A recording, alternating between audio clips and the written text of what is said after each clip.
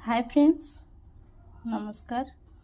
आज जो सुखा खासी होची तंटी दरज हो जाऊँगी गोटे रेमेडी करवा। छोट छु आपण बड़ बुढ़ा पर्यटन समस्त खाईपारे। तो महू नहीं आगे ब्लैक पेपर माने कौन कहले गोलमरीच गुंड नहीं अदा को क्रश करके चिपुड़ी दवा।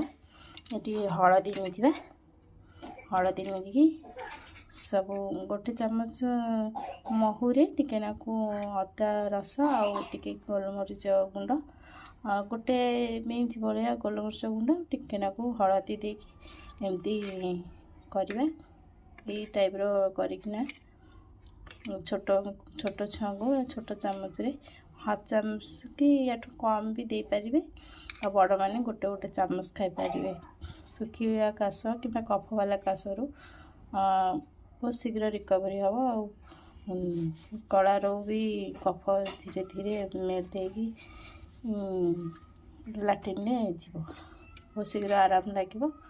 थे करके देखो कमी लगुच। रेमेडीटा भल लगे लाइक करेंगे, शेयर करेंगे, आ जो मैंने नुआ को देखुं प्लीज सब्सक्राइब करेंगे।